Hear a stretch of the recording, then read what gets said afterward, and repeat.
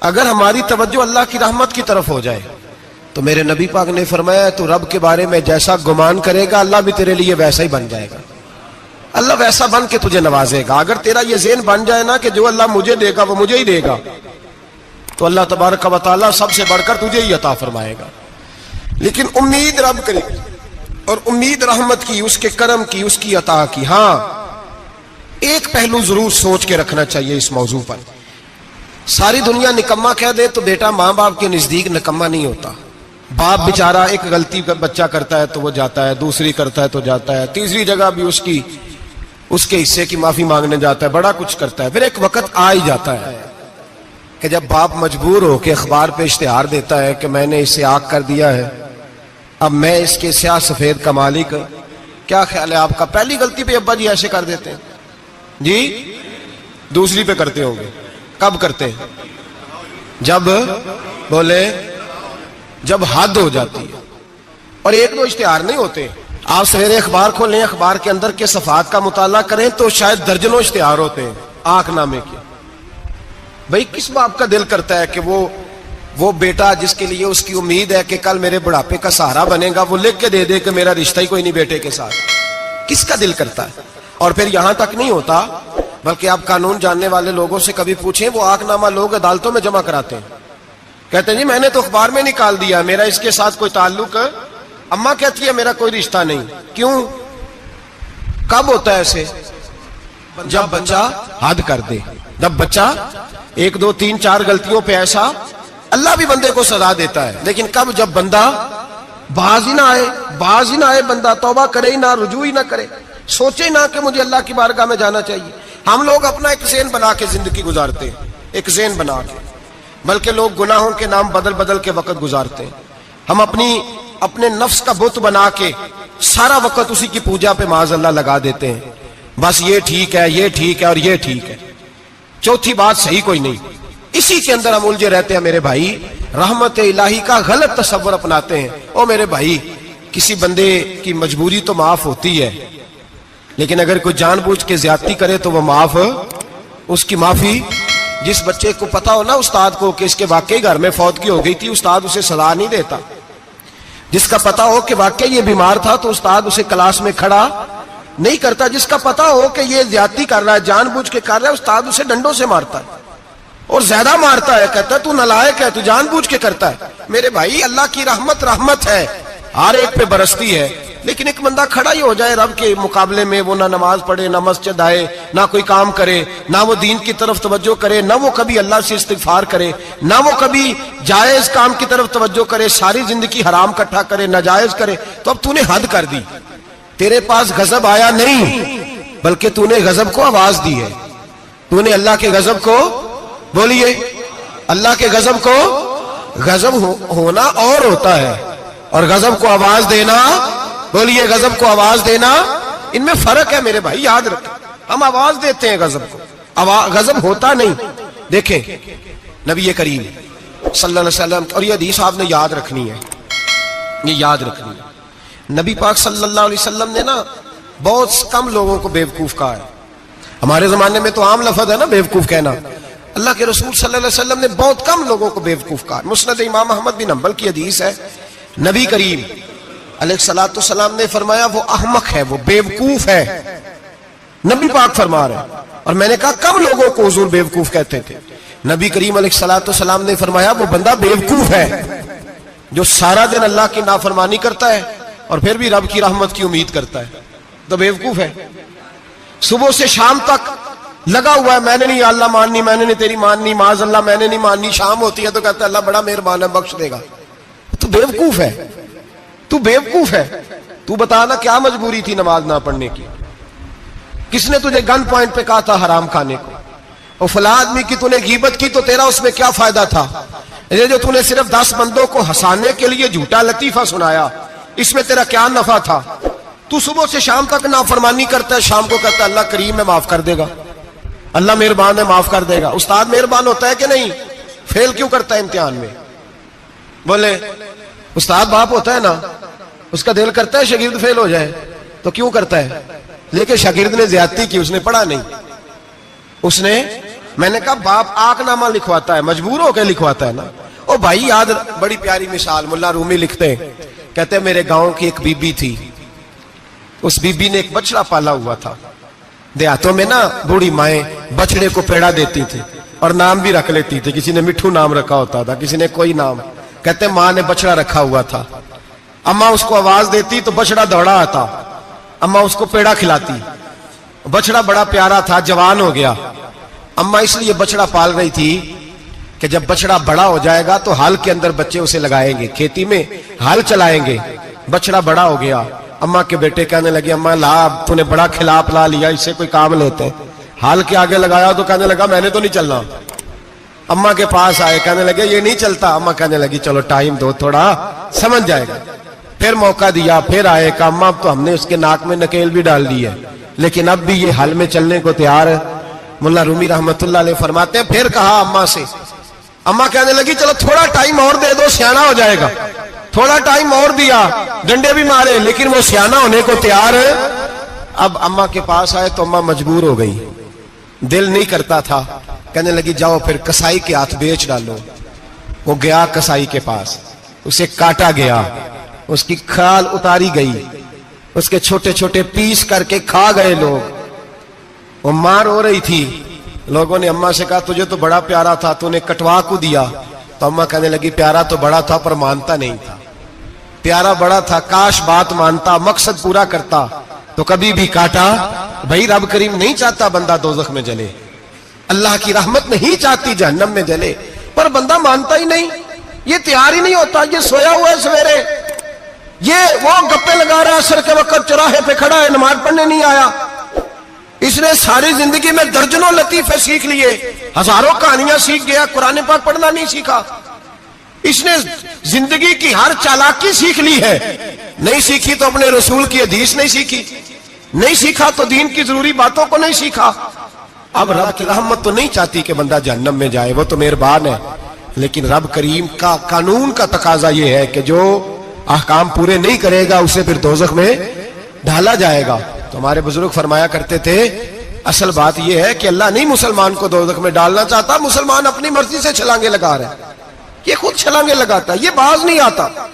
آپ یقین کریں بڑی ذمہ داری کے ساتھ، بڑے خلوص کے ساتھ اور بڑی دیانتداری سے تجربے کی بات عرض کرتا ہوں، ہمارے بہت سارے گناہ ایسے ہیں جن گناہوں کا ہماری دنیا داری کو بھی کوئی فائدہ نہیں، کوئی فائدہ نہیں ہماری دنیا کو بھی اس غلطی کا۔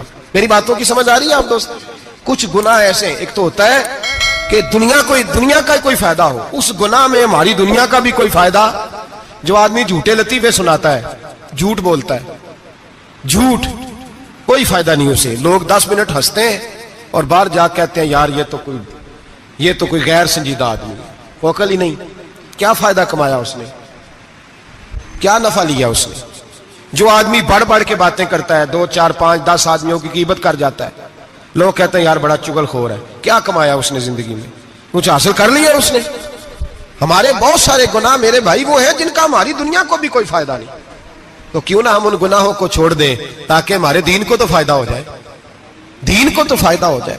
صرف زبان کے ذائقے ہیں، کچھ دیر کے لیے ہماری طبیعت کے تقاضے ہیں، 10 منٹ کی مسکراہٹ ہے جس کے لیے ہم اللہ تبارک و تعالی کا قانون توڑتے پھر جا رہا ہوں۔ میرے حبیب کریم علیہ السلام نے مسلمان کو کہا ہے کہ تیرا رب تو چاہتا ہے کہ بس تو آ جا، وہ تجھ پہ رحمت نازل کر دے گا۔ آنا تو شرط ہے کہ نہیں؟ آنا تو شرط ہے کہ نہیں؟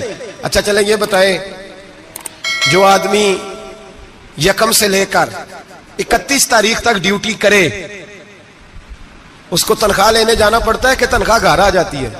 بول کے بتائیں۔ پھر بھی جانا پڑتا ہے، وہ کہ میں نے ڈیوٹی پوری کی ہے، پھر بھی جانا پڑتا ہے۔ ڈیوٹی پوری کرنے کے باوجود تجھے تنخواہ لینے، اور ہو سکتا ہے کہ یہ بھی کہا جائے ابھی آئی نہیں کل آنا، ہو سکتا ہے یہ بھی کہا جائے پرسوں آنا، یہ بھی ممکن نہیں کہ فوراً او خدا کے بندے تو آتا ہی نہیں خدا کی رحمت لینے، تو اس کے گھر کی طرف رجوع ہی نہیں کرتا، تو توجہ ہی نہیں کرتا، تو کہتا اللہ مہربان ہے۔ بھائی مہربان تو ہے، تو رحمت لینے آیا ہے، تو نے کو بہانہ بنایا اس کی رحمت کا؟ اللہ کی رحمت قیمت نہیں مانگتی، بہانہ مانگتی ہے، پر بتا نا تیرا کو بہانہ ہے کہ نہیں؟ میرے نبی کریم سید عالم صلی اللہ تعالی علیہ وسلم نے فرمایا رب قیمت کا سوال اور نہیں مانگتا، یقین کریں نہیں بندے قیمت مانگتے ہیں. آپ 100 دفعہ مسکرا کے بات کریں، ایک دفعہ نہ کریں تو کہتے ہیں مولوی صاحب امیر ہو گئے، اب تو صحیح سلام بھی نہیں لیتے. ایک دفعہ ہو سکتا ہے بیچارہ پیٹ میں درد ہو رہی ہو سکتا ہے گھر کی کو بہت بڑی ٹینشن ہو سکتا ہے کوئی مجبوری ہو. بندے ہمہ وقت قیمت مانگتے ہیں، ہمہ وقت آپ تندرست ہیں، ہر وقت آپ قیمت ادا کرتے ہیں تو لوگ راضی ہیں. لیکن رب کہتا تو کوئی قیمت نہ دے، کوئی بہانہ ہی بنا لے، تیرا رب تجھ سے راضی ہو جائے گا. سنیں بڑی پیاری حدیث، بڑی خوبصورت حدیث، کنز المال میں دیگر کتب احادیث میں ہے. حضرت ابو ہریرہ رضی اللہ تعالیٰ عنہ فرماتے ایک بابا جی نبی پاک کی بارگاہ میں آئے، اور جب وہ واپس جانے لگے تو میں نے عمر پوچھی تو عمر تھی 96 سال. کہتے ہیں بزرگ جب آئے نا تو یہ بھویں جو ہے نا ان کی سفید ہو کے تو یوں آنکھوں پہ آ گئی. بڑی چھڑی بابا جی نے پکڑی ہوئی اور دونوں ہاتھ پکڑ کے نا چھڑی کے اوپر جھکے ہوئے ہیں ایک جانب. قربان جاؤں، کہتے ہیں جب وہ بزرگ مسجد میں داخل ہوئے تو میرے رسول نے کھڑے ہو کے استقبال فرمایا، کھڑے ہو. اور نبی کریم صلی اللہ علیہ وسلم نے آگے بڑھ کے بابا جی کو بازو سے پکڑا اور بٹھایا. حضور بیٹھ گئے. کہا بزرگوں کیسے آئے ہو؟ تو کہتے ہیں وہ بابا جی بات کرتے تو آنکھ کھول کے پہلے حضور کا چہرہ دیکھتے، پھر وہ بات کرتے تو ان کے لب و لہجے کے اندر بڑی پریشانی، بڑی تکلیف، بڑی مایوسی. عرض کرنے لگے یا رسول اللہ، حضور زندگی ساری گناہوں میں بیت گئی ہے، حضور غلطیاں ہی غلطیاں، یاد ماضی عذاب ہے، یا رب چھین لے مجھ سے حافظہ میرا. اے اللہ کے رسول بڑی لمبی فہرست ہے، پاپ ہی پاپ ہے، کالے سیاہ دفتر ہے. یا رسول اللہ صلی اللہ علیہ وسلم جب پلٹ کے دیکھتا ہوں حضور مجھے نیکی دکھائی نہیں دیتی. حضور اس عمر میں آپ کا ایک صحابی ملا ہے، اس نے بات سمجھائی ہے تو تھوڑا خیال آیا ہے، لیکن یا رسول اللہ صلی اللہ علیہ وسلم اب میرا وجود بیکار ہو گیا ہے، حضور بوڑھا ہو گیا ہوں. 3 باتیں کہیں بزرگوں نے اور نرالی کہیں. کہنے لگے یا رسول اللہ صلی اللہ علیہ وسلم، حضور اب تو میری کمر بھی سیدھی نہیں ہوتی کہ میں نماز ہی صحیح ادا کر سکوں، بوڑھا ہو گیا ہوں. یا رسول اللہ صلی اللہ علیہ وسلم اب میرے اندر طاقت نہیں کہ میں محنت مزدوری کر کے صدقے اور خیرات دے سکوں. یا رسول اللہ صلی اللہ علیہ وسلم اب میں تلوار لے کے جہاد بھی نہیں کر سکتا. حضور نہ میں لمبی نمازیں پڑھ سکتا ہوں، آقا نہ میں صدقات و خیرات دے سکتا ہوں، محبوبہ نہ میں دین کے لیے کوئی جہاد کر سکتا ہوں. بیکار وجود ہے، بیکار وجود کو تو گھر والے برداشت نہیں کرتے، بچے دعا کرتے ہیں یا اللہ ابا جی کو پردہ دے دے، اماں کو پردہ دے دے. بیکار ہو گیا ہوں اور آج آیا ہوں تو مجھ بیکار کو میرا رب قبول کر لے گا؟ آج کلمہ پڑھوں تو بیکار ہوں، کسی کام کا نہیں، نہ نماز نہ صدقات نہ جہاد، قبول کر لے گا؟ حضرت ابو ہریرہ فرماتے ہیں جیسے برسات میں بارش کی جھڑی لگتی ہے، یوں مصطفیٰ کی آنکھوں سے جھڑی لگ گئی. حضور کھل کے روئے، کھل کے. اور میرے حبیب پاک نے فرمایا بزرگوں بڑے مجاہد ہیں، دین کے لیے جہاد کرنے والے بڑے ہیں، رب کریم کو آپ کی تلوار کی اتنی حاجت نہیں. اور فرمایا اس کے خزانے کوئی خالی تو نہیں کہ آپ ہی گویا صدقہ دیں گے تو بھرے جائیں گے. اور فرمایا پھر رب کریم کی شان میں اضافہ نہیں کرتی عبادتیں، وہ تو بندے کو نفع دیتی ہیں. میں بزرگوں نہ آپ جہاد کریں نہ آپ صدقات دیں، لا لمبی نمازیں پڑھیں، آپ صدق دل سے آ جائیں، اللہ کے رسول کا وعدہ ہے رب آپ کو بغیر حساب کتاب جنت عطا فرما دے گا. آنا تو شرط ہے کہ نہیں؟ آئیں تو صحیح، نہ پہنچے تو صحیح، آ جائیں. اس کو نہیں آجت صدقات و خیرات کی، جہاد کی، تبلیغ، آئے تو صحیح نا. ان العبد اذا تعرف ثم تاب تاب اللہ علیہ. میرے حبیب نے فرمایا بندہ جب رو کے کہتا ہے نا یا اللہ غلطی ہو گئی معاف کر دے، فرمایا میرا مالک اسے فوراً ہی معاف فرما دیتا ہے. تو آ تو صحیح، تو آتا ہی نہیں، تو آ ہی نہیں رہا، تو گھر میں بیٹھا ہوا ہے، تو سویا ہوا ہے، تو دکانداری کر رہا ہے، تو پیسے گن رہا ہے، تو آیا ہی نہیں. آ تو صحیح. بلکہ میرے نبی پاک فرماتے ہیں جب اللہ پاک کا بھاگا ہوا غلام آتا ہے پھر تو اللہ زیادہ راضی ہوتا ہے، پھر تو اللہ زیادہ راضی ہوتا ہے، زیادہ راضی ہوتا ہے. تو آ تو صحیح، پہنچ تو صحیح. بلکہ صوفیات اور بات کرتے ہیں، وہ کہتے ہیں تو کبھی بھول کے بھی رب رب کرے تو اللہ تو اسے بھی قبول کر لیتا ہے. بھول کے. ملا رومی کہتے ہیں بنی اسرائیل کا بندہ ہے، صنم پتھر کو کہتے ہیں، بت کو کہتے ہیں، بت کے سامنے کھڑا ہے اور ساری رات کہتا ہے یا صنم یا صنم یا صنم، اے پتھر اے بت. ساری رات پکارتا رہا. رات گہری ہو گئی، نیند کا غلبہ، تھک گیا، سونے کے قریب آیا تو غلطی سے منہ سے نکل گیا یا صمد. یا صنم کی جگہ نکل گیا. رب کریم نے فرمایا جبریل دوڑ کے جا، جو مانگتا ہے اسے دے دے. حضرت جبریل عرض کرتے ہیں مولا بھول کے تیرا نام لے رہا ہے, بھول کے لے رہا ہے. تو رب کریم نے فرمایا چل نام تو میرا ہی لے رہا ہے نا, میرا لے رہا ہے نا. یا اللہ وہ اللہ کریم نے فرمایا جھوٹے کے سامنے ساری رات کا کھڑا ہے, ساری رات کا پکار رہا ہے, اسے کچھ نہیں ملا, تو سچے کا نام لیا ہے. اگر میں بھی کچھ نہ دوں اور بت میں اور مجھ میں فرق کیا رہ جائے گا. جا جو مانگتا ہے جھولی بھر کے دے, نام تو لیا ہے نا. او بھائی تو بہانا تو بنانا, آ تو صحیح نا, تو یہاں آ جا, پہنچ جا, آ جا, بس بیٹھ جا. اس کی بارگاہ ناز میں حاضر تو ہونا, تجھے فرصت ہی نہیں. تو یاروں کے لیے ٹائم نکالتا ہے, بازاروں کے لیے ٹائم نکالتا ہے, گلیوں کے لیے ٹائم نکالتا ہے, چوکوں چوراہوں کے لیے ٹائم نکالتا ہے, ہفتے میں ایک دن ہوٹلنگ کے لیے بھی جاتا ہے. لیکن کبھی چھپ کے 2 نفلوں کی تجھے توفیق نہیں ہوتی. اور میں کئی دفعہ کہہ چکا ہوں, جس بندے کو بغیر عبادت کے رزق زیادہ ملنے لگ جائے اس پر آزمائش ہوتی ہے رب کریم کی. اللہ فرماتا ہے اس کو پیسے دو, اسے آنے نہ دینا, اس کو چل پیسے دوڑ جا. لوگ سمجھتے ہیں میں بڑا ذہین و عقل مند ہوں, دیکھو میں اپنی ہوشیاری سے, چلاکی سے آگے نکل گیا. تو آزمائش ہے, یہ تو آزمائش ہے رب کریم کی طرف سے, یہ تو اس کی خفیہ تدبیر ہے. میرے بھائی اس کی بارگاہ ناز تک جو آ گیا, آنا تو ہماری ذمہ داری ہے کہ نہیں. پھر اس کی رحمت آگے بڑھ کے استقبال کر لیتی ہے, پھر اللہ کا فضل اس کو تھام لیتا ہے اس بندے کو. اور خدا کی رحمت کتنی زیادہ ہے. میرے حبیب کریم سید عالم صلی اللہ علیہ وسلم نے فرمایا اللہ نے اپنی رحمت کے 100 حصے کیے. حضور فرماتے ہیں ایک حصہ اللہ نے دنیا میں نازل کیا ہے. کتنا؟ ایک حصہ. فرمایا یہ جو ماں بیٹے سے پیار کرتی ہے, باپ بیٹے کے لیے مزدوری کرتا ہے, یہ جو بہن بھائی کے لیے روتی ہے, یہ جو بیوی شوہر کے لیے دعا مانگتی ہے, یہ جو بچے ماں باپ سے پیار کرتے ہیں, فرمایا یہ اس ایک رحمت کا نتیجہ ہے, ایک رحمت کا نتیجہ. تو صحابہ کہنے لگے یا رسول اللہ وہ 99 کدھر ہیں؟ نبی پاک نے فرمایا رب کریم نے سنبھالی ہوئی ہے, قیامت کے دن تمہیں عطا فرمائے گا. ابھی تو ایک نازل کی ہے, ابھی اللہ نے. ایک بزرگ تھے, ہمیں تفسیر پڑھایا کرتے تھے, تفسیر کے استاد تھے. میں نے ان سے ایک دن کہا, میں نے کہا حضرت صاحب کچھ باتوں میں نا میں اڑ جاتا ہوں, میں اپنے آپ کو اتنا لائق نہیں سمجھتا, تو کہیں کہیں نا ذہن الجھ جاتا ہے, تو کبھی الجھ جاتا ہوں. ایک سوال کئی دنوں کا ہے, اصول تفسیر کا مسئلہ ہے, تو ذرا کچھ چیزیں ایسی ہوتی ہیں بزرگ کہتے ہیں جو کتابوں سے نہیں ملتی, صرف سینوں سے ملتی ہیں. کورس تو فقط لفظ ہی سکھاتے ہیں, یہ آدمی ہے جو آدمی بناتے ہیں. میں نے کہا صاحب یہ سمجھ نہیں آئی کہ یہاں بھی صاحب وہاں بھی صاحب. کہنے لگے جی کس طرح؟ میں نے کہا جی یہاں قبر میں بھی سوالوں کے جواب اور پھر قیامت میں بھی. مجھے کہنے لگے جاؤ امام راضی کی تفسیر اٹھا کے لاؤ. میں تفسیر ان کے سامنے لا کے رکھی, تو کہنے لگے یہ سیدنا یوسف علیہ السلام کا واقعہ ذرا دیکھو تفسیر یوسف میں. اس میں ایک عجیب بات لکھی ہے. حضرت یوسف علیہ السلام کے زمانے میں قحط ہو گیا, تو جناب یوسف علیہ السلام نے, کیونکہ آپ اللہ کے نبی سے پہلے سے جان گئے قحط ہوگا, تو حضرت یوسف نے گندم پہلے سٹاک کر لی تھی بہت زیادہ. باقی علاقوں میں جب قحط پڑا نا, اب سب لوگوں نے مصر کی طرف رجحان کیا گندم لینے کے لیے. تو حضرت یوسف علیہ السلام نے نا شہر کے دروازے پر بندے کھڑے کر دیے. فرمایا جو بندہ آئے نا اس سے 2 سوال پوچھنا. جو آئیں گے لوگ گندم خریدنے, جو آئے 2 سوال پوچھنا. ایک پوچھنا کہاں سے آیا ہے, اور ایک پوچھنا لے کے کیا آیا ہے. ایک پوچھنا, سمجھ آ رہی ہے بات کی, اور دوسرا پوچھنا کہ لے کے سونا لے کے آیا ہے, چاندی گندم خریدنی ہے تو کیا چیز لے کے آیا ہے, کہ نقد پیسے لایا ہے, یہ پوچھ لینا. جو آئے 2 باتیں پوچھنا. ایک پوچھنا کہاں سے آیا ہے, اور دوسرا پوچھنا کیا. ایک روایت میں 3 سوال بھی ہیں, لیکن فرمایا پوچھنا 2 سوال ضرور. انتظار تھا نا بھائیوں کا کنان سے آنے والوں کا. فرمانے لگے سب سے 2 سوال پوچھنا. جب کنان والے آئے نا ان سے صرف اتنا پوچھ لینا کہ وہ کہاں سے آئے ہیں.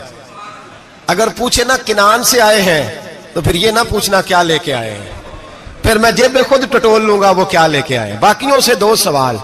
جب میرے بھائی آئے نا, بھائی بھائیاں دے ویری ہوندے تے بھائی بھائیاں دیا باواں, جب میرے بھائی آئے تو ان سے یہ نہیں پوچھنا کہ وہ کیا, بس یہ پوچھنا کہ کہاں سے.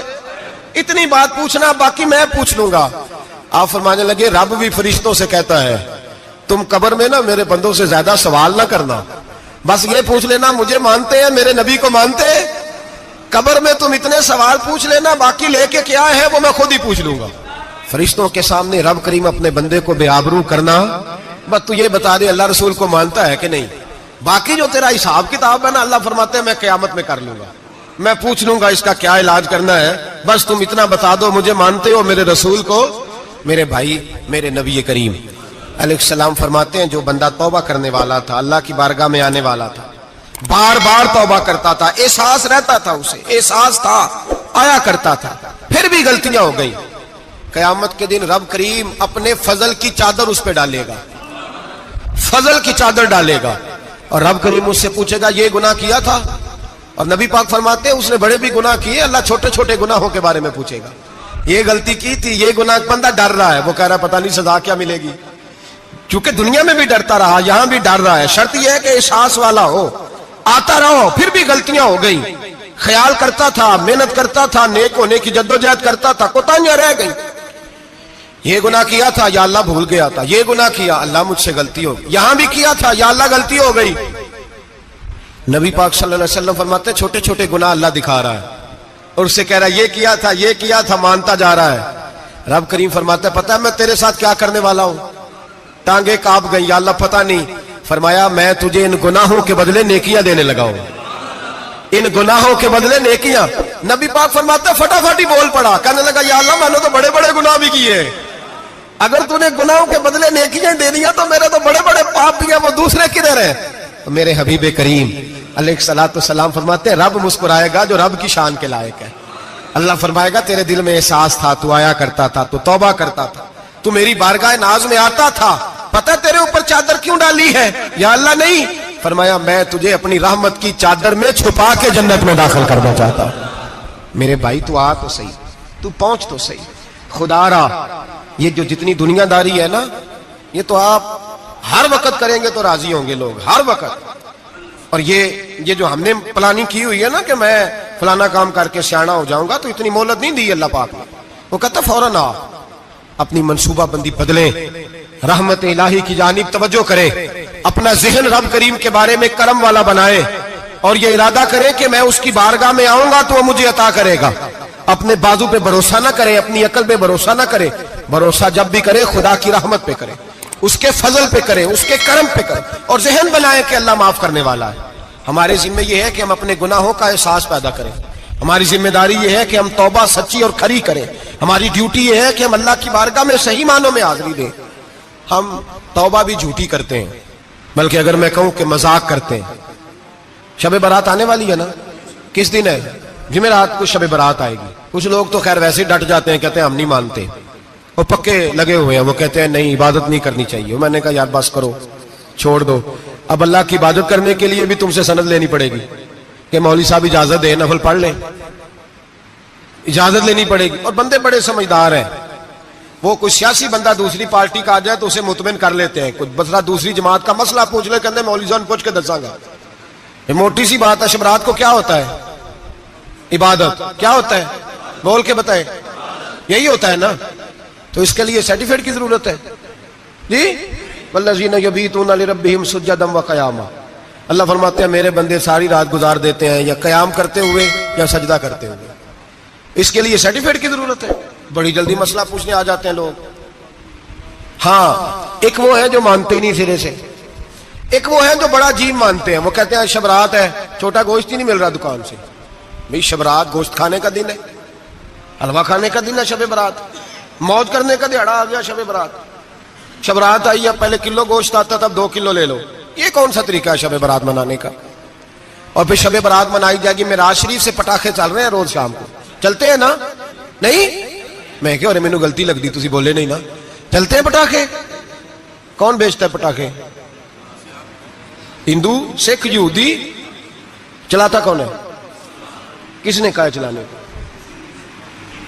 اس میں کوئی کسی فرقے کا بھی اختلاف نہیں ہوتا، ڈرنا چاہیے اللہ پاک سے، اللہ جہنم کی آگ ٹھنڈی کرتا ہے، ہم جلاتے ہیں شب رات کو، رب فرماتا ہے ٹھنڈی ہوگی ہم جلا رہے ہیں، بچے پٹاخوں کے پیسے پڑوسی سے لے کے آتے ہیں کہ ہم سے لیتے ہیں، ہم منع کیوں نہیں کرتے؟ جوتے نہ پالش کرنے پہ تو تھپڑ لگتے ہیں، تو پٹاخے والے بچے کو نہیں پوچھا جا سکتا؟ باپ کی ذمہ داری ہے، اور محدثین نے مسئلہ لکھا ہے اگر بچہ نابالغ کوئی غلطی کرتا ہے تو اس کا باپ ذمہ دار ہے، جواب دے اس کی جگہ پہ، ان کو سمجھائیں، شب برات آئے گی، پھر توبہ ہوگی، ہر مسجد سے رونے کی آواز آئے گی، زور زور سے لوگ روئیں گے، تڑپیں گے، اجتماعات ہوں گے، بڑے بڑے اجتماعات ہوں گے، توبہ کریں گے لوگ، کریں گے نا انشاءاللہ تعالی، آئیں گے نا لوگ مسجدوں میں، پھر سویرے جھوٹ بند ہو جائے گا نا، اگلی صبح ملاوٹ ختم، کم تولنا ختم. یہ کیسی توبہ ہے؟ وہ دکاندار جو شبرات والے دن غلط سوجی فروخت کر رہا ہے، ملاوٹ والی چینی بیچ رہا ہے، تاکہ دوائیوں میں دھوکہ دیتے ہیں لوگ، دوائیوں میں دھوکہ دیتے ہیں. ایک ڈاکٹر خود مجھے کہنے لگے، وہ میرے دوست ہیں، ہلکا پھلکا کورس کیا ہوا ہے، کہتے ہیں میرے دوست ہیں کئی سارے لوگ، تو ایک ایسا ہی ہمارے شعبے کا آدمی تھا، تو اپنے ابا جی کو وہ ڈرپ لگانے لگا، تو ابا جی کہنے لگے پتر مینو اصلی لا دیں تیری مہربانی، مینو اصلی لا دیں تیری مہربانی، لوکھا علی نہ لا دیں. یہ حال ہو گیا. دوا مجھے بتائیں وہ قوم اخلاقی طور پہ کتنی گر چکی ہے جو دوائیوں میں زہر بیچتی ہے، دوائیوں میں. اور میں انشاءاللہ کسی موقع پر تفصیل سے اس پر گفتگو کروں گا، بڑی تفصیل سے. میں نے بہت سی معلومات اکٹھی کی ہیں کہ کتنا ظلم کرتے ہیں یہ لوگ، لکھنے والے بھی، لانے والے بھی، بیچنے والے بھی، کتنے بڑے مجرم ہیں. صحت کے ساتھ کھیلتے ہیں، صحت 12 لام دام برسرے. مطلب جس آدمی نے دھوکے کا مال لا کے رکھا ہے شبرات والے دن کے رات توبہ بھی کرنی ہے اور سویرے یہ بیچنا بھی ہے، وہ توبہ کرنے آیا. جس نے دھوکے کا مال لا کے رکھا ہے کہ سویرے بیچنا ہے اور رات توبہ بھی کرنی ہے، وہ توبہ کر رہا ہے کہ مذاق کر رہا ہے؟ توبہ میری توبہ، استغفر اللہ، یا اللہ معاف کر دے، اونچی اونچی آواز میں رو رہا ہے، اور سویرے سارے چکر وہی ہیں. یہ کیسی توبہ ہے؟ توبہ کیا ہے؟ میرے نبی پاک علیہ السلام کے غلاموں نے توبہ کی تقسیم کی. حضرت حسن بصری سے کسی نے پوچھی توبہ کیا ہے، تو آپ نے فرمایا توبہ یہ ہے کہ جب تو توبہ کر لے تو پھر اس جگہ نظر نہ آنا جہاں کھڑے ہونے سے رب رسول ناراض ہوتے.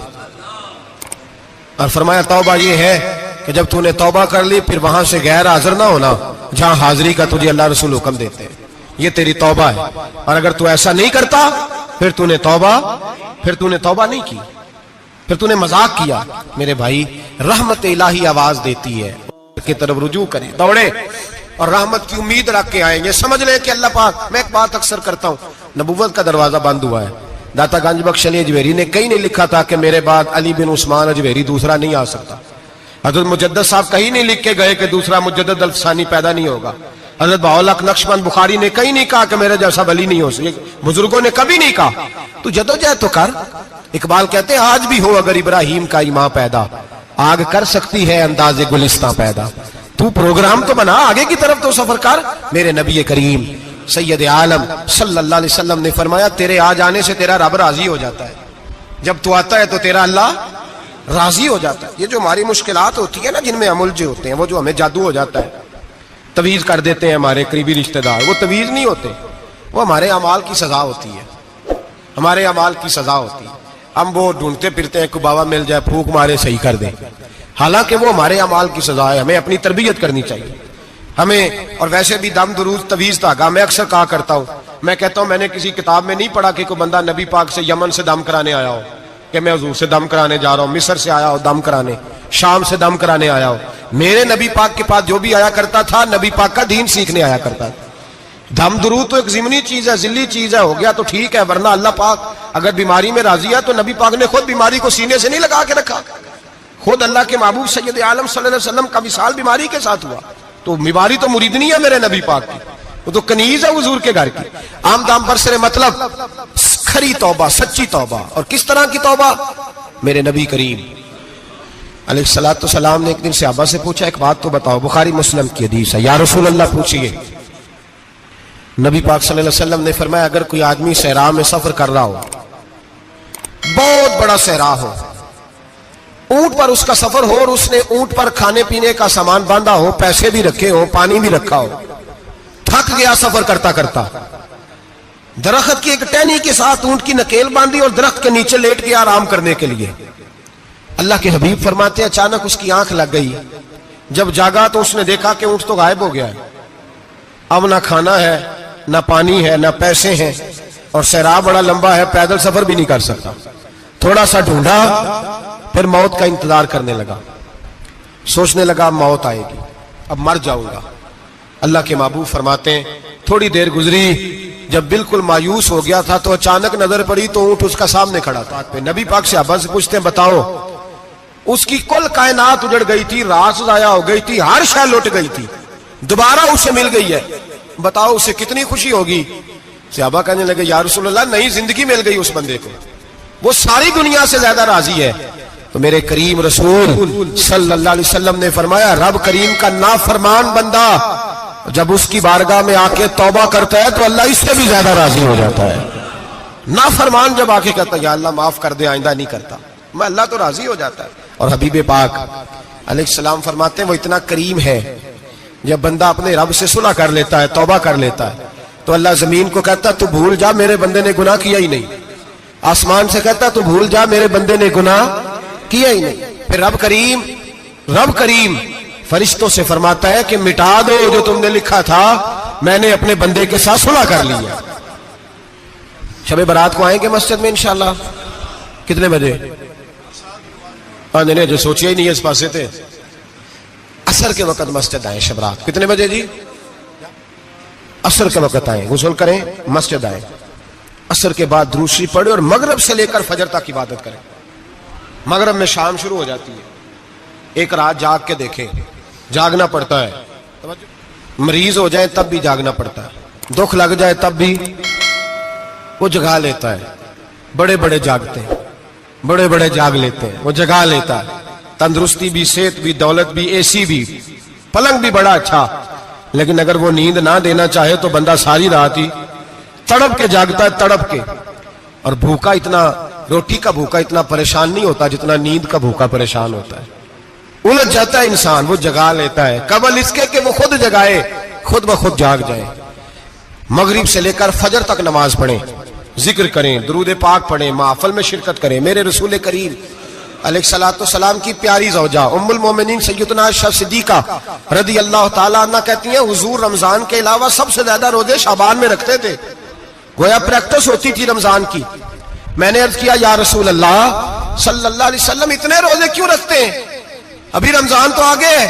تو نبی پاک نے فرمایا عائشہ اس مہینے میں بندے کا عمل اللہ کی بارگاہ میں جاتا ہے, میں چاہتا ہوں جب میرا عمل جائے تو میں نے روزہ رکھا ہوا ہوں. کثرت سے روزہ رکھیں اور میرے بھائی بدل جائیں. میرے نبی پاک نے فرمایا غنیمت جان اگر صحت ہے تو بیماری آنے سے پہلے غنیمت جان جائے چلی جائے گی. بیمار آدمی سے کچھ بھی نہیں ہوتا, غنیمت جان لے, لمحوں کو کچھ کر لے. اور اگر تیرے پاس فرصت ہے تو غنیمت جان لے مصروف ہونے سے پہلے. میرے حبیب کریم سید عالم علیہ السلام کے غلام فرماتے ہیں کہ نبی پاک صلی اللہ علیہ وسلم نے ہمیں مثال دے کے سمجھایا. مدینے میں جو قبیلہ سب سے زیادہ بکریاں پالتا تھا وہ بنو کلب کا قبیلہ تھا, اور فرماتے اتنی بکریاں تھیں کہ ان کی بکریاں ہم نے کبھی نہیں گنی تھی.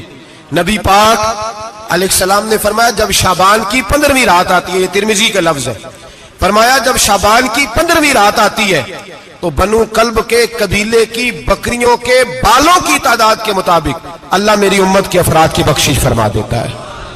اور صحابہ کہتے ہیں ہمیں لگتا یوں ہے کہ چونکہ ہم نے جو چیز سب سے زیادہ دیکھی تھی وہ بنو کلب کی بکریاں تھی, اس لیے نبی پاک نے ہمیں سمجھانے کے لیے ان کی بات کی, ورنہ اگر ہم نے اس سے زیادہ کچھ شے دیکھی ہوتی تو نبی پاک اس کا نام بیان فرماتے. ہمیں سمجھانے کے لیے فرمایا بنو کلب کے قبیلے کی بکریوں کے بالوں کی کسی ایک بکری کے بال بھی بندہ گن سکتا, اور حضور نے فرمایا جو سب سے زیادہ بکریاں پالتے ان کی تعداد کے مطابق حضرت عائشہ صدیقہ رضی اللہ تعالیٰ عنہ فرماتی ہیں جنت البقیع میں حضور جایا کرتے, قبرستان میں, قبرستان کے کونے میں. اللہ کے رسول کو میں نے نماز پڑھتے بھی دیکھا 15ویں رات کو, اور فرماتی ہیں حضور بقیع والوں کے لیے بخشش کی دعا بھی کرتے. قبرستان بھی جائیں شب برات کو, ان کے لیے دعا بھی کریں. اور پھر میرے بھائی شب برات کو للہیت کے ساتھ آئیں, لوٹنے کا پروگرام بنائیں, اس سے قبل کے رب کریم خود جکڑ کے لے آئے, خود بخود آئیں, اس کے کرم کی طرف توجہ کریں, اس کی رحمت کی طرف توجہ کریں. میرے رسول کریم صلی اللہ علیہ وسلم کے پاس ایک دیہاتی آئے, مولا علی شیر خدا فرماتے ہیں میں بھی حاضر تھا, کہتے کبھی کبھی سادے بندے آتے تھے پر بڑی عجیب ہی بات کر جاتے تھے. کہتے ایک دیہاتی آئے, تامت باندھی ہوئی اور سادہ رومال کندھے پہ رکھا ہوا ہے. نبی پاک کے پاس آئے اور حضور سے دل لگی کرنے لگے, حضور سے دل لگی کرنے لگے, میٹھی باتیں کہنے لگے یا رسول اللہ ایک مسئلہ پوچھنے آیا ہوں. فرمایا پوچھو. عرض کرتے ہیں حضور قیامت میں حساب کون لے گا؟ قیامت میں اب کس کو نہیں پتا کون حساب لے گا, دل لگی کی بات ہے نا, کون لے گا؟ نبی پاک نے فرمایا اللہ حساب لے گا. تو کہتے ہیں اس نے نا اور جملہ کہا تو ہم اس کی بات پہ حیران ہو گئے, کہنے لگے یا رسول اللہ واقعی اللہ حساب لے گا؟ تو کہتے ہیں نبی پاک مسکرائے, فرمانے لگے تجھے تیری ماں روئے, میں سچی تو کہہ رہا ہوں. تو کس طرح کی بات کر رہا ہے؟ اللہ ہی حساب لے گا. حضرت علی فرماتے ہیں اس نے رومال اٹھایا کندھے پہ رکھا, کہنے لگے یا رسول اللہ اگر رب حساب لے گا تو پھر اس نے معاف ہی کر دینا ہے. یہ کہہ کے وہ چلا گیا, یہ لفظ کہہ کے وہ چلا گیا. تو حضرت مولا علی کہتے ہیں میں نے حضور کا چہرہ دیکھا تو گلاب سے بھی زیادہ کھلا ہوا تھا, میں نے نبی پاک کا چہرہ دیکھا تو چاند سے بھی زیادہ روشن تھا. میں نے کہا حضور یہ کیا کہہ گیا ہے؟ نبی پاک نے فرمایا بندہ بڑا سادہ تھا, بات بڑی پیاری کر گیا ہے, بڑی پیاری کر گیا ہے. حضور نے فرمایا علی رب کریم ہے, اور کریم جب غالب ہوتا ہے تو کرم ہی فرمایا کرتا ہے, وہ کرم ہی کرتا ہے, وہ معاف ہی کرتا ہے, وہ معاف ہی کرتا ہے. اللہ معاف کرتا ہے, پر میں نے کہا کوئی معافی لینے آئے ہی نہ تو کوئی معافی لینے. ایک اور بات بھی آخر میں سمجھانی ہے آپ کو, وہ بھی سمجھ لیں. ہم جب کسی رشتہ دار کو راضی کرنے جاتے ہیں نا, ناراض ہو, تو ہمیں پتہ چل جاتا ہے کہ یہ وقت ٹپانے آیا یا راضی ہو گیا. دو قسم کے لوگ ہوتے ہیں, کہتے ہیں چلو برادری آ گئی میں چلتا ہوں, پر کس طرح ٹائم پہ ٹائم آؤں گا, 200 دے کے گھر آ جاؤں گا. اور جو راضی ہو جاتے ہیں نا وہ 2 دن پہلے آتے ہیں, دیگوں کا بھی خیال کرتے ہیں, ملاقات کرتے ہیں, وہ کپڑے بھی نہیں بدلتے. فرق ہوتا ہے راضی ہونے میں. بات کی سمجھ آ رہی ہے آپ؟ ہم توبہ کرنے آتے ہیں اللہ کی بارگاہ میں, کیا ہمیں پتہ نہیں چلتا کہ ہم نے توبہ کیا رب راضی ہوا ہے کہ نہیں ہوا؟ ہمارا ایمانی رشتہ تو ہے نا اپنے رب سے, روح کا تعلق تو ہے نا, تو ہمیں اندازہ ہوتا ہے کہ اللہ راضی ہو گیا کہ نہیں. اندازہ تو ہونا چاہیے نا ہمیں. یہ بات کہنے کی نہیں, یہ بات محسوس کرنے کی ہے, اس کو محسوس کریں. ہم جب اللہ کی بارگاہ میں آئے تو پھر ہمیں اندازہ ہونا چاہیے کہ میں نے منا لیا ہے کہ نہیں منا سکا, میں اس کو راضی کر کے اٹھ رہا ہوں کہ نہیں اٹھ رہا. اگر بغیر راضی کیے اٹھے ہو تو پھر فارمیلٹی کرنے آئے تھے, پھر راضی کرنے نہیں آئے تھے. حضرت فضیل ابن عیاض رحمۃ اللہ تعالی علیہ فرماتے ایک دن میں نے سر سجدے میں رکھا اور میں نے کہا خدا بندہ آج مجھے پتا چلے گا کہ تم مجھ سے راضی ہے کہ ناراض ہے, تو پھر ہی میں اٹھوں گا. آپ فرماتے ہیں مجھے چاروں کونوں سے آواز آنے لگی کہ تیرا رب راضی ہو گیا ہے. اور فرماتے ہیں جس جگہ میں سجدہ کر رہا تھا وہ زمین بھی بولنے لگے کہ بس کر دے, عرش کا مالک تجھ سے راضی ہو گیا ہے. لیکن شرط یہ ہے, حضرت حبیب اجمی رحمت اللہ علیہ فرماتے ہیں میں سود کا کاروبار کرتا تھا توبہ کرنے سے پہلے. کئی دفعہ میں نے توبہ کی تھی, لیکن میری اس توبہ کے اندر صداقت نہیں ہوتی تھی. میرا دل بھی گواہی دیتا تھا کہ یہ نا بہت سارے بندے کہتے ہیں آئندہ نہیں کرتا, وقت ٹپاتے ہیں. جس طرح بندوں کو دھوکہ دیتے ہیں اس طرح معاذ اللہ توبہ بھی اسی طرح کی کرتے ہیں, لیکن بعد میں دوبارہ اسی ڈگر پہ چل نکلتے ہیں جس پہ پہلے ہوتے ہیں. آپ فرماتے ہیں میں کئی دفعہ توبہ کرتا تھا تو توڑ دیتا تھا. آج میں نے توبہ کی. کس طرح کی؟ سود کا میں دھندا کرتا تھا تو میں سود کے پیسے لایا, گوشت پکنے کو دیا بیوی کو سود کے پیسوں کا. میری بیوی نے ہنڈیا چڑھائی, تھوڑی دیر گزری تو وہ سارا گوشت خون بن گیا. میری بیوی اٹھا کے لائی, کہنے لگی لے جائیے جو تو غریبوں کا خون نچوڑ کے لایا تھا نا, یہ خون بن گیا, خود بھی پی اور اولاد کو بھی پلاؤ. کہتے ہیں میں نے سچی توبہ کا فیصلہ کیا. آج پہلے میں سچی توبہ کا ارادہ نہیں کرتا, آج سچی توبہ کا فیصلہ کیا اور میں نکلا. حضرت حسن بصری کے پاس گیا, ان کی بیعت ہوا, توبہ کی, انہوں نے مجھے اعمال بتائے, کھری توبہ کی. کہتے ہیں جب توبہ کے لیے گھر سے نکلا تو چھوٹے چھوٹے بچے کھیل رہے تھے. ایک بچہ کہنے لگا پیچھے ہٹ جاؤ, بہت بڑا سودیا ہے, اس کا سایہ بھی پڑ گیا تو ہمارے اندر نحوست آ جائے گی, پیچھے ہٹ جاؤ, سود کا دھندا کرتا ہے. کہتے ہیں مجھے اور چوٹ لگی کہ یا اللہ تیری چھوٹی چھوٹی مخلوق بھی یہ سمجھتی ہے. کہتے ہیں میں توبہ کرنے گیا تو کھری توبہ کر کے آیا, حضرت حسن بصری کے پاس رو کے توبہ کی. میں وہاں سے واپس آیا تو بچے ابھی کھیل رہے تھے. کہتے ہیں وہ بچہ جو پہلے بولا تھا کہ پیچھے ہٹ جاؤ بڑا سود والا ہے, نحوست پڑ جائے گی, وہ بچہ پھر آواز دے کے کہنے لگا دوستو پیچھے ہٹ جاؤ, رب کریم کا ولی آ رہا ہے, اللہ کا بندہ آ رہا ہے. کہیں ایسا نہ ہو ہمارے پیروں سے گرد اڑے اور اس ولی کے اوپر پڑے اور اس کی توہین ہو جائے, اللہ ہم سے ناراض نہ ہو جائے ولی کی توہین کر کے, پیچھے ہٹ جاؤ. آپ فرماتے ہیں میں نے تڑپ کے آسمان کی طرف دیکھا اور میں نے کہا یا اللہ مجھے سمجھ آ گئی ہے کہ کھری توبہ کیا ہوتی ہے, سچی توبہ, اصل توبہ کیا ہوتی ہے. جھوٹ موٹ کی توبہ نہ کریں. شب برات کو آئیں اور بڑا دیانتداری کا مشورہ دیتا ہوں, دل کو سنبھال کے آئیں. اگر جھوٹ نہیں چھوڑنا, فریب نہیں چھوڑنا, ہم نے مسجد کی حاضری کی پابندی نہیں کرنی تو پھر توبہ کا لفظ پکارنا دھوکہ ہے, پھر یہ دھوکہ ہے, پھر یہ مذاق ہے, پھر مذاق نہ کریں. آنا ہے تو کھری توبہ کے ارادے سے آئیں, کھل کے آئیں. انشاءاللہ ہر سال ہم بھی ساری رات یہاں بیٹھتے ہیں, آپ سے بھی گزارش کریں گے کہ چھٹی نہ کریں, وقت پہ آئیں, مغرب میں آئیں, نوافل ادا کریں, عشاء کے بعد نوافل پڑھیں. محفل کرنے کا مقصد یہ ہوتا ہے کہ تلاوت سے دل نرم ہوتا ہے, نعت سے دل نرم ہوتا ہے، تقریر سے انسان کی سوچ بدلتی ہے، توبہ کی طرف جاتی ہے. یہ سارے کام کر کے جب بندہ استغفار کرتا ہے، توبہ کرتا ہے، تو اس کے لیے آسان ہو جاتا ہے، ذہن بن جاتا ہے. اس لیے واز بھی ہوگا، ذکر بھی ہوگا، دعا بھی ہوگی. وقت کو ضائع نہ کریں، رمضان قریب آنے والا ہے. بزرگ کہتے ہیں اگر شب برات پہ سچی توبہ کر لو گے تو پھر رمضان میں جو نیکیاں کرو گے وہ تمہارے پاس سٹاک بن جائے گا.